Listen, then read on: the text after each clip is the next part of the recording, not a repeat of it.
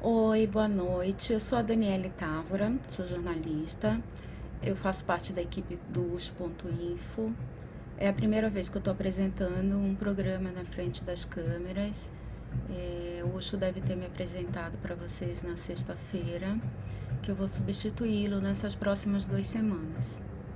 Eu não tenho a profundidade, a experiência do Ucho na política, mas eu vou tentar não aprofundar o assunto, mas lançar pautas para reflexão de todos, né? Então, eu espero fazer um bom trabalho e agradeço o US pela oportunidade e principalmente agradeço vocês. Aceito sugestões, críticas. O meu e-mail é danitavora@ucho.info. Vamos começar falando, como moro em São Paulo, vamos começar falando de um assunto que tem me deixado extremamente irritada. As marginais, a mudança na velocidade das marginais. Eu moro praticamente em frente à Marginal Tietê. A Marginal, para quem não conhece, quem não mora em São Paulo ou não conhece São Paulo, as marginais são tipo umas rodovias que ligam o norte a sul. Deixa eu tentar explicar mais ou menos como é que é. A cidade de São Paulo tem o centro expandido, que fica por dentro das marginais. Então, as marginais circundam o centro expandido de São Paulo. Na Marginal Tietê, fica entre a zona leste, norte e oeste. A Marginal Pinheiros fica mais para a zona sul-oeste de São Paulo. Então, essa via foi construída para facilitar, até porque ela interliga as principais rodovias de São Paulo. Então, ela foi feita para facilitar. É uma rodovia de velocidade,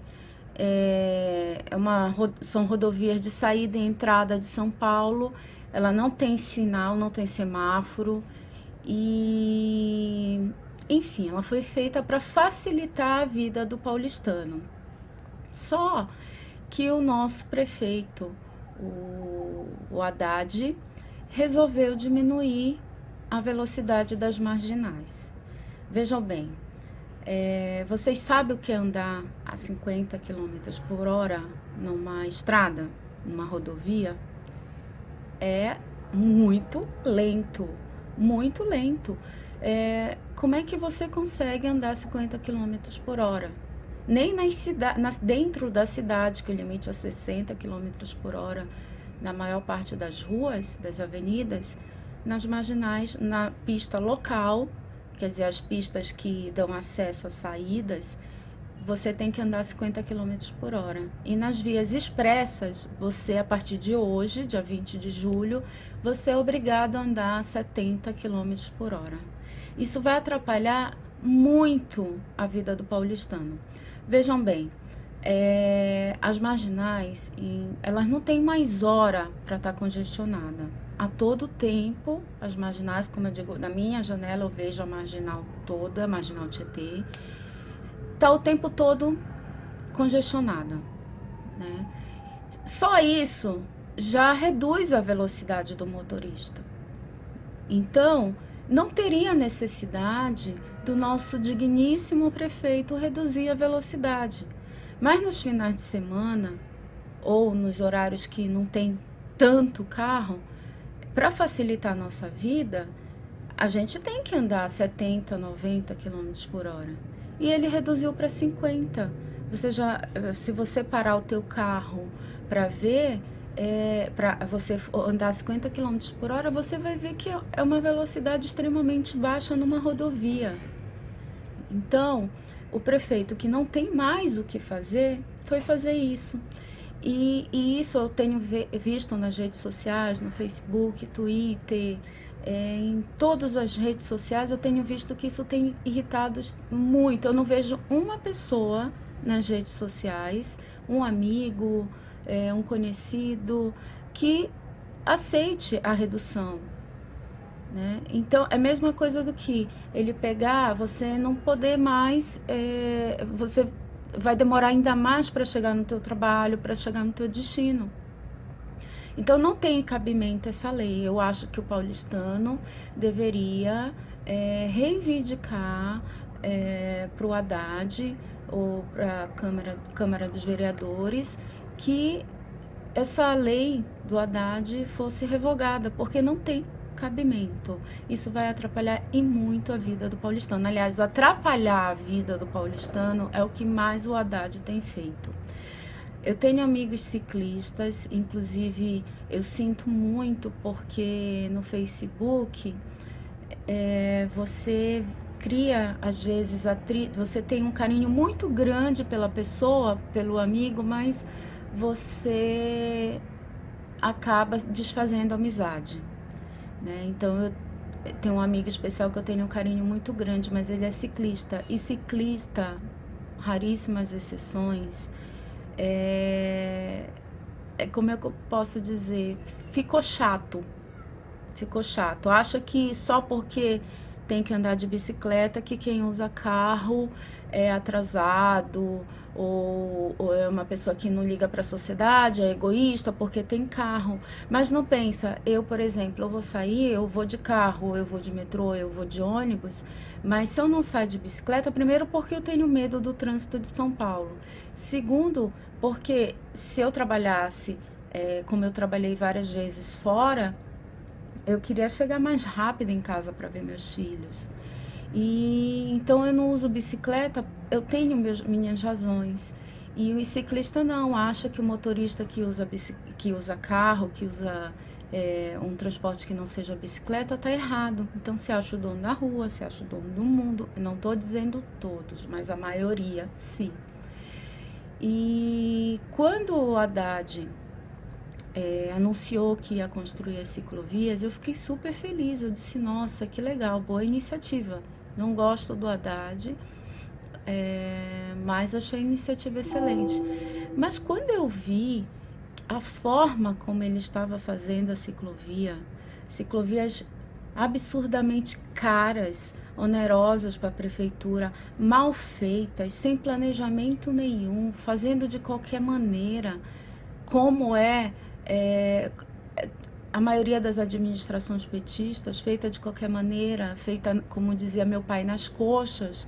Então eu fiquei extremamente aborrecida com isso. Então, quando eu critico as ciclovias, eu não estou criticando as ciclovias em si, eu estou criticando como foram feitas as ciclovias. Mal feitas, mal planejadas, mal administradas, é até perigoso para o próprio ciclista, né?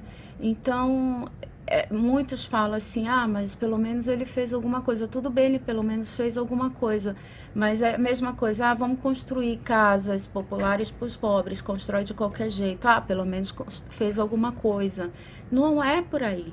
Se tem que fazer, se está usando o nosso dinheiro, tem que fazer bem feito, tem que fazer planejado, por mais que demore um ano mais, que demore um pouco mais, mas tem que fazer bem feito. Porque é o nosso dinheiro que está sendo gasto. Se a gente comparar o que se gastou na Prefeitura de São Paulo para construir, para fazer essas ciclovias, quer dizer, pintar o chão de vermelho, e comparar as ciclovias que são feitas na Europa, por exemplo, a diferença de preço é absurda, a diferença de qualidade é absurda, né? Na Europa são feitas ciclovias planejadas, bem administradas, que vá durar, e não são feitas ciclovias para mostrar que está sendo feito alguma coisa, como o Haddad faz, ele faz qualquer coisa, né? E então é isso, eu acho que a gente tem que questionar, a gente tem que ir atrás e não se deixar ser atacado, como muitas vezes eu fui atacada por defender que as ciclovias são mal feitas e que elas não deveriam ter sido feitas neste momento. Deveria ter tido um planejamento, deveria ter tido uma conversa mais abrangente, enfim. quem acaba sendo prejudicado somos nós, porque o trânsito de São Paulo está cada vez mais impossível. Não dá, mas não tem mais hora. Antes era só nos horários do rush. Agora, a qualquer momento, você não consegue mais andar em São Paulo. E não é só por causa dos carros, porque os carros, sim, digamos que seja 70% do problema é a quantidade de carro, mas são as vias mal planejadas. Você vê via de ônibus, as vias exclusivas de ônibus, você vê duas, uma na esquerda e uma na direita. Aí você, o motorista que tem o carro particular, anda no meio. Para ônibus, que às vezes a maioria das vezes está bem vazio, tem duas pistas, porque eles não sabem mais se eles colocam na direita ou na esquerda, né? E aí fica a maior confusão. São Paulo tá uma confusão no trânsito, tá caótico. A gente não sabe o que é lei hoje, não é mais lei amanhã, não sabe o que vai mudar para amanhã. Semana passada, eu li na coluna do José Simão algo que me deixou muito surpresa, que eu disse assim, nossa, como é que o José Simão escreveu uma coisa tão certa, né? Que ele disse assim, sabe qual é a diferença entre o Collor e a Dilma? É que o Collor confiscou tudo de uma vez e a Dilma está confiscando aos poucos. E não é que é isso mesmo? A Dilma está confiscando tudo que é nosso aos poucos, ela está tirando o que é nosso, né? E antes de mais nada, deixa eu esclarecer uma coisa. Desde pequena, eu tenho 38 anos, desde que eu me entendo por gente, eu nunca gostei do Lula, nunca gostei do PT, nunca... A minha mãe até fala, minha mãe que era petista, sempre professora e petista, sempre falava assim, mas o que o Lula fez para você? Dizia, mãe, não sei, eu não gosto dele, eu não gosto do PT. Eu lembro quando eu era mais nova, a campanha do Collor contra o Lula. Eu lembro que eu fiquei realmente muito chateada quando houve aquela propaganda que levou para o lado pessoal, que o Lula foi denunciado, eu acho que por pedir para a namorada fazer um aborto e apareceu na campanha do Collor e eu fiquei extremamente...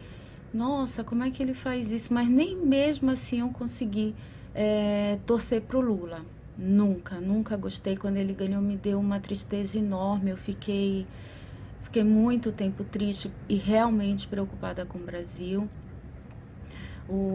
Para mim, o melhor presidente que o Brasil teve foi o Fernando Henrique, porque, vejam bem, ele pegou um país quebrado, um país que veio da ditadura e depois passou por governos de extrema corrupção. Aliás, eu acho que a corrupção sempre existiu no Brasil, né? Mas ele pegou um país e do começo, digamos, ele organizou o país, né? Nos 2 mandatos dele, ele organizou o país e deixou o país para o Lula governar. E o Lula, ele ainda surfou na onda da estabilidade que o FHC deixou. Mas a Dilma não soube continuar, não soube surfar. Aliás, na minha opinião, o que está acontecendo hoje no Brasil não é culpa somente da Dilma, é culpa do Lula também, porque o que está acontecendo hoje não aconteceu na época do Lula, porque o Lula ainda estava colhendo os frutos do que o FHC plantou, né? Então não teve como a gente passar por crise assim tão rápida. E a Lula, eu falo a Lula, eu sempre falo a Lula. A Dilma, ela não soube segurar, né? Ela só está sendo o boi de piranha do Lula, né? E era o que eu imaginava. Os 2 governos do PT foram desastrosos para a gente. Tudo que o FHC construiu, organizou e deixou na mão do Lula, ele não soube aproveitar e a Dilma caiu como patinho, né? Então, mas enfim, tudo que está acontecendo no Brasil era esperado, era muito esperado. O que está acontecendo recente? Sexta-feira, o Eduardo Cunha, presidente da Câmara, avisou que agora não era mais aliado da Dilma, era oposição a Dilma. Ok, legal. Não gosto do Eduardo Cunha, acho ele uma pessoa arrogante, acho ele uma pessoa prepotente, não gosto da maneira dele de conduzir a casa, principalmente quando o assunto... ele não tá pensando no povo, ele tá pensando no poder dele, né? É mais ou menos isso. Acho totalmente que ele é culpado na questão do petrolão, que sim, ele recebeu propina, que sim, ele pediu propina, acho tudo isso. Mas o inimigo do nosso inimigo é nosso amigo. Então, nesse momento, o Cunha, como dizem nas redes sociais, é o meu malvado favorito, né? Ele um mal necessário, porque ele está tendo, como é que eu posso dizer? Ele está tendo a coragem que a nossa oposição deveria estar tendo. Só que a oposição, por um lado, eu também entendo, porque o povo brasileiro é muito volúvel.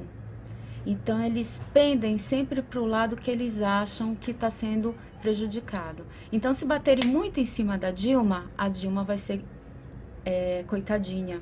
Como ela adora parecer coitadinha e como os petistas adoram fazer parecer que eles são os coitadinhos. E então a oposição está tendo esse cuidado de não atacar tanto para não deixar, não fazer da Dilma uma vítima, né? Então eles estão tendo esse cuidado que eu entendo, é uma precaução. Não entendo, como é que eu posso dizer? Eu acho que eles poderiam ser mais proativos, a oposição, né? Mas eles estão deixando essa briga entre eles, entre PMDB e PT, porque eu acho que essa é a briga mesmo mais importante. Eu acho que é essa briga de gigante, PMDB e PT, os dois aliados que se odeiam, né? E eu não tenho certeza, mas eu acredito que essa reação do Eduardo Cunha foi planejada, sim. Ele é uma pessoa inteligente. Eu acredito que ele planejou isso, sim, com os caciques do PMDB. Eu acredito que ele não ia fazer de supetão. Ah, acordei, hoje eu tô com vontade de abrir guerra contra o PT. Não, isso eu acho que ele não faria, né? Ele não faria. Ele vai se dar um tiro? Não vai se dar um tiro. E ele vai se suicidar politicamente? Não vai, porque a força dele é o PMDB, tá? Então, eu acredito que foi tudo isso muito planejado. O Temer, o Eduardo Cunha, o presidente do Senado, Renan Calheiros. Nossa, eles são, sabe, são coronéis da política. Eles não vão, eles sabem o que estão fazendo. E então a gente tem que ver as cenas dos próximos capítulos. E eu acho que o PMDB e o DEM, eu acho, não sei, na minha humilde opinião, eles têm que continuar como plateia, né? Porque quando eles vão para o ataque, eles se tornam vilões, eu não sei porquê. Aliás, eu até imagino porquê. Digamos assim, tem muita gente que não gosta dos tucanos. Eu, particularmente, eu gosto. Eu sempre tive meio que uma quedinha pro PSDB, apesar de eu ser totalmente apartidária. A única coisa que eu sei é que eu sou anti-PT. E assim, digamos assim, o PSDB, nós somos coxinhas como diz, somos a ideia dos engravatadinhos, que são os riquinhos, os bem-sucedidos, não é o povo, né? Então, quando eles partem muito para o ataque, eles são bombardeados. Se for outro partido que bombardear o PT, não é atacado. Mas como é o PSDB, é atacado sim. Então ele vai assim, ele vai um pouco para frente, 2 passos para frente, 1 passo para trás, 2 passos para frente, 1 passo para trás. Por quê? Para aproveitar a hora certa. O que não acho totalmente errado, só que eles ficam, para muitos, eles ficam parecendo covardes. E isso não deixa de ser uma verdade, porque tem que ter peito. Tem que ter peito. Eu idolatro o FHC, adoro o FHC, apesar de eu ter umas divergências de opinião, principalmente em relação a maconha, as opiniões dele sobre a maconha, mas isso é uma opinião à parte, não vou abordar isso aqui por enquanto. E me decepcionei muito da defesa dele, da Dilma, porque ele deveria ter aproveitado para botar o PSDB à frente, né? Então me decepcionei muito com a postura dele em relação a Dilma, defendendo a Dilma. Ele não deveria defender a Dilma, porque defender a Dilma é defender o Lula, e o Lula é a pessoa que mais ataca o FHC. Tudo é culpa do FHC, né? Então, mas enfim, é isso que está acontecendo. Acho que o povo tem que sim apoiar por enquanto o Eduardo Cunha, o que ele está fazendo. Muita gente não gosta dele, eu sou uma delas, mas apoio o que ele está fazendo. Ele está escrevendo certo por linhas tortas, mas eu acredito que a gente, que é oposição, tem sim que apoiar o que o Eduardo Cunha está fazendo. Ele é um mal necessário e a gente tem que esperar as cenas do próximo capítulo. O que a gente só não pode fazer é desistir, né? A gente não pode... Eu já pensei muitas vezes em, não quero mais saber de política, não quero mais me meter, porque... Mas a política está no nosso sangue.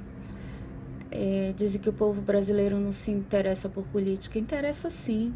Interessa. Eu conheço muita gente que o país o Brasil é um dos países mais politizados que existe, que está assim na política, que participa da vida política. Eu vejo isso nas redes sociais, porque eu falo de redes sociais porque as redes sociais são o nosso termômetro, né?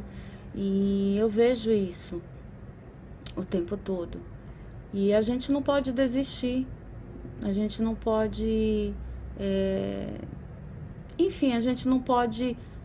Eu particularmente, eu tô com raiva do Brasil, né? Eu tô com raiva de tudo que tá acontecendo nesse país. Se eu tivesse oportunidade, eu já estaria em outro país com a minha família, mas eu não tenho oportunidade hoje. Tá vendo esse quadro aqui atrás, essa pin-up? Eu ganhei de um casal muito querido que tá indo embora essa semana para os Estados Unidos. Há um mês atrás foi outro grande amigo embora para o Canadá. E assim vai. As pessoas estão indo embora do Brasil. As pessoas que podem mudar esse país estão indo embora do Brasil, não querem mais viver aqui.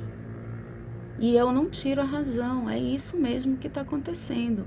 As pessoas estão desiludidas com o Brasil. E o Brasil não vai mudar daqui para amanhã, nem daqui para o ano que vem.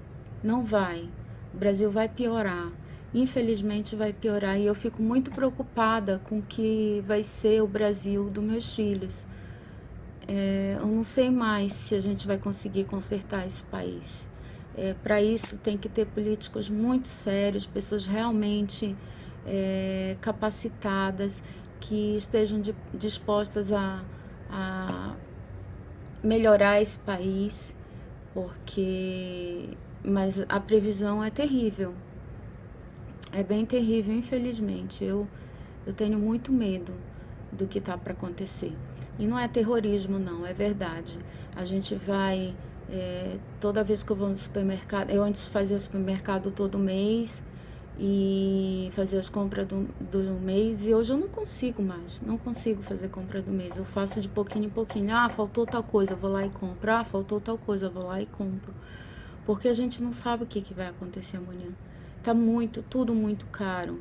Até, digamos, o meio do ano passado eu fazia um supermercado com valor X, e hoje para fazer o mesmo supermercado, porque eu costumo comprar na internet, e que é mais prático para mim, eu faço supermercado pela internet, fazia supermercado pela internet.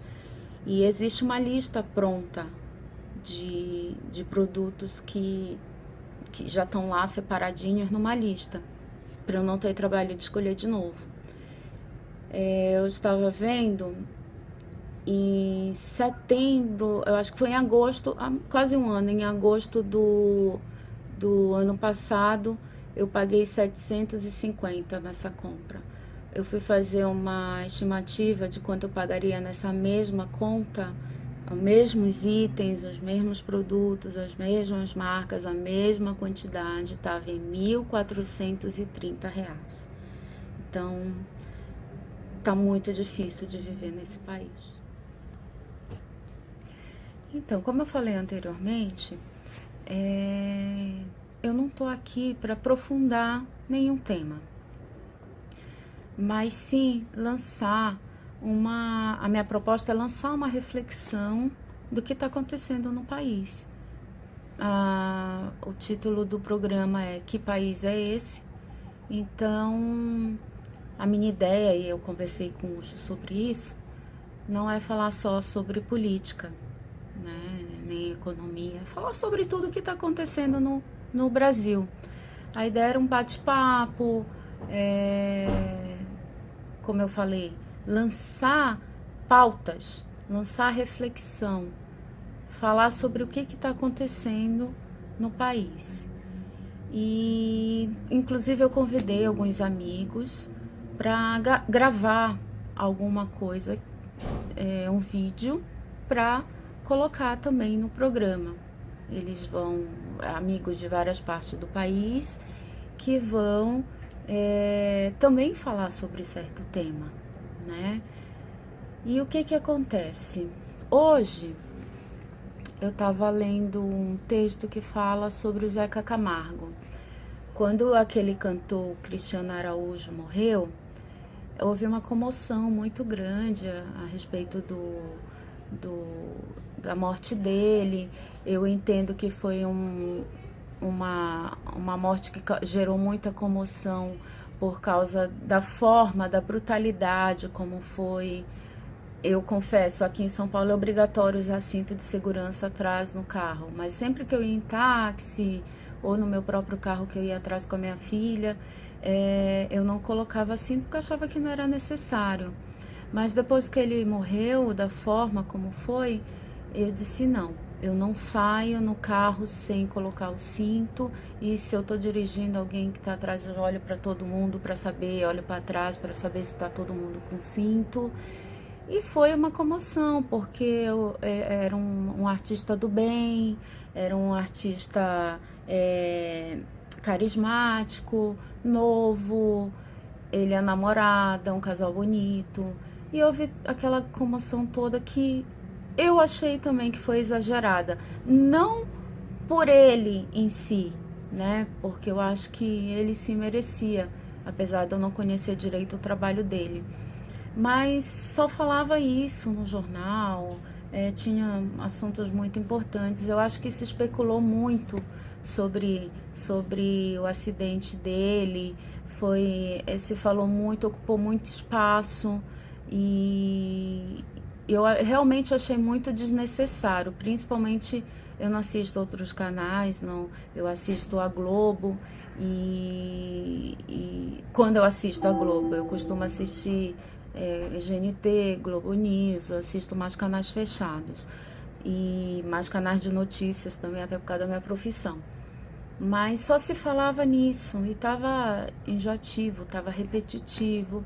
E aí o jornalista Zeca Camargo comentou alguma coisa num programa falando sobre isso, só que ele usou outras palavras que foram interpretadas até de formas diferentes, mas eu não gostei da forma como ele foi atacado depois disso. Porque, ó, nós temos, todo o Brasil é um país em que há liberdade de expressão, pelo menos nós temos até agora, e pelo menos nós temos na teoria. E na prática, a liberdade de expressão está sendo cerceada, porque a gente não tem mais liberdade de opinar, né? A opinião, ela tá sendo muito criticada, muito julgada. Todo mundo tem direito de pensar diferente. Tem uma frase que diz assim, que eu levo para minha vida: o meu direito acaba quando começa o teu direito. Então, contanto que eu não te desrespeite, contanto que eu não te ofenda, que eu não te xingue, eu tenho sim o direito de ter uma opinião diferente. Isso é um direito meu, é um direito que está na Constituição, né? E aí, se uma pessoa pensa A, eu penso B, eu não vou chegar para essa pessoa e xingá-la, ofendê-la. Não, ela tem direito. Eu vou expor, eu vou argumentar o porquê eu acho que é assim, né? Então, o que fizeram com o Zeca Camargo? Estão ofendendo, estão xingando, e ele é um ótimo jornalista, ele é um ótimo repórter, pelo menos na minha opinião, e estão xingando, estão passando dos limites, com ele isso está atrapalhando até o lado profissional dele. E ele tem sim o direito de ter opinião e de expor a opinião dele. Ele é uma pessoa pública, claro que a opinião dele vai valer muito mais do que a minha, mas hoje o que a gente vê na internet é uma guerra sem fim. Desmotiva principalmente para quem é jornalista escrever qualquer coisa, porque você sempre é atacado. Fora que eu vejo que muitas pessoas se escondem atrás de uma tela de computador, de celular, para expor sua opinião. Então sai xingando, sai usando palavras de baixo calão, sai escrevendo, o esgoto da sociedade. Você pode abrir uma página na internet, você vai ouvir aquela partezinha lá embaixo, comentários, o esgoto da sociedade está lá. Porque você vê cada comentário, prova é o que foi feito com aquela jornalista do Tempo, da Globo, a Maju, há um tempo atrás, que sofreu ofensas pesadíssimas na internet por conta da raça dela, negra, e houve aquela repercussão toda. Então, pessoas falaram coisas absurdas sobre ela. Aí, imediatamente, eu fui ver na internet, no Facebook especificamente, as pessoas comentando: isso é coisa do PT, estão fazendo isso para desviar o foco da Lava Jato, o marido da Maju tem uma empresa que está sendo denunciada pela Lava Jato, está envolvida na Lava Jato, e estão fazendo isso para desviar a atenção. Eu fiquei assim, gente, como é que pode uma coisa dessas? Estão usando a política. Esse negócio de teoria da conspiração me irrita muito. Tanto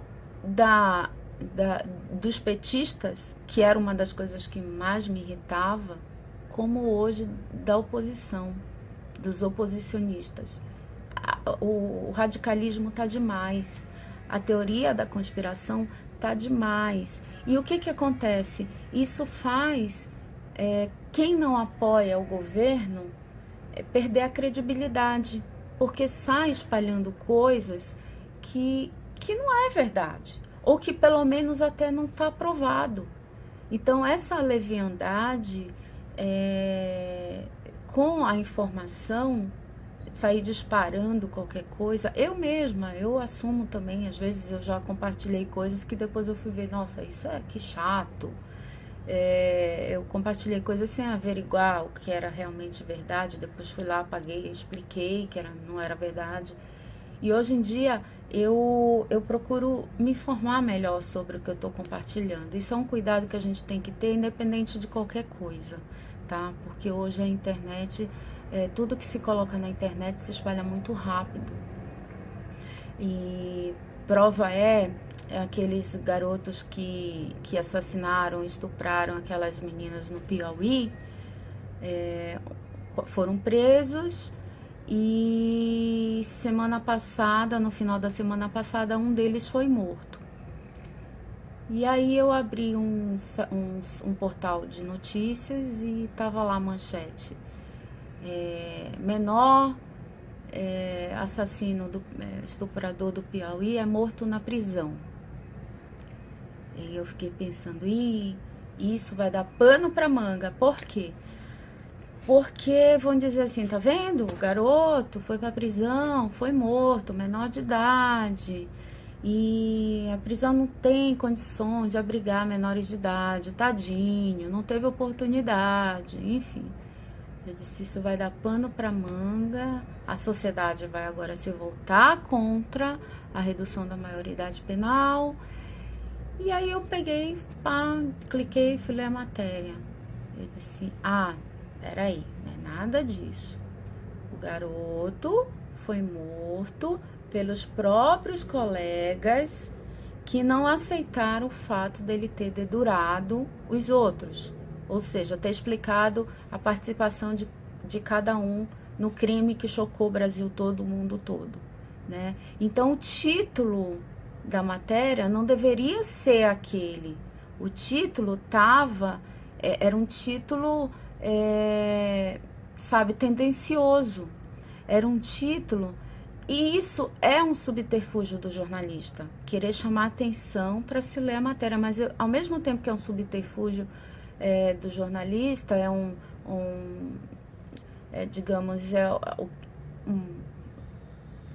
uma arma que ele tem, uma forma de chamar atenção para a notícia dele, é uma irresponsabilidade, porque muitas pessoas não leem o que está escrito no texto, elas só leem o título e já tiram as próprias conclusões daí. As pessoas têm preguiça de clicar, eu também faço isso, tem preguiça de clicar no link e ler a matéria toda. Então o que eles fazem? Lê só o título e já tira suas conclusões e já compartilha, né? E se eu não tivesse lido o texto, clicado no link e lido o texto, eu ia tirar minhas conclusões, né? E assim, isso é cada vez mais recorrente. As pessoas estão tirando suas conclusões do título, né? Então tome muito cuidado com isso na hora de compartilhar e na hora de emitir opinião. Tem que ler toda a matéria. E às vezes, até ler toda a matéria, existem muitos jornais sensacionalistas, inclusive jornais, meios de comunicação sérios, que divulgam coisas sem averiguar. Por exemplo, há um tempo atrás foi o caso de um garoto que morreu após brigar com um colega na escola. Aí foi noticiado assim, que ele morreu porque os pais dele eram homossexuais, ele tinha 2 pais, e brigou na escola por causa que um amigo intolerante brigou com ele por causa disso. E aí me chamou muita atenção essa matéria, porque eu percebi que durante na matéria eu li que o irmão mais novo dele viu tudo. Aí eu pensei assim, por que o amigo intolerante matou um e deixou o irmão que era também filho do mesmo pai, dos mesmos pais? Aí eu fiquei com isso na cabeça, e isso assim, a matéria foi divulgada muito, assim, houve repercussão, a maioria dos portais de notícia publicaram, querendo dar a entender que o garoto foi morto por intolerância. E aí eu fiquei pensando nisso. Quando foi umas 2 ou 3 semanas depois, aí veio o que eu imaginava. O garoto, ele não morreu por causa disso, ele não morreu por causa que ele foi espancado. Ele realmente brigou com um colega na escola por vários motivos, inclusive esse foi um deles. Brigou, como se briga, garotos da idade, adolescente brigam. Só que o garoto não estava bem, ele tinha, se eu não me engano, um coágulo no cérebro. E aí houve rompeu, ele foi para a escola, brigou, tal, voltou para casa, passou mal, foi para o hospital e tinha um coágulo no cérebro que estourou. Então foi essa a causa da morte, o coágulo no cérebro que estourou. E não, ele não morreu porque ele foi bateram, espancaram ele na escola porque os pais eram homossexuais. Então é isso, a gente tem que ter muito cuidado com as informações antes de divulgar e antes de ter nossa opinião. Tem que ser muito sensato. E, enfim, eu conto também com a ajuda de vocês. Eu tive uma ideia legal agora. Assim como eu pedi para amigos gravarem um vídeo falando sobre pautas, sobre assuntos que estão acontecendo no Brasil, eu queria convidar você também para, caso você queira gravar um vídeo falando sobre algum assunto, grava o vídeo e manda para o meu e-mail danitavora@ucho.info. Um vídeo pequenininho, de uns 3 minutos, 5 minutos no máximo, até porque senão você não vai conseguir me enviar. E me envia para ver o que a gente faz para colocar no programa Que País é Esse? Por enquanto é isso, eu agradeço muito a atenção de vocês nesse primeiro programa. Prometo que o Ucho vai estar aqui daqui a 2 semanas, que o programa dele é muito legal, muito pertinente, agradável. O Ucho é uma pessoa muito séria e, enfim, ele vai fazer falta nessas 2 semanas, mas ele vai voltar com tudo, tá bom? Obrigada, boa noite.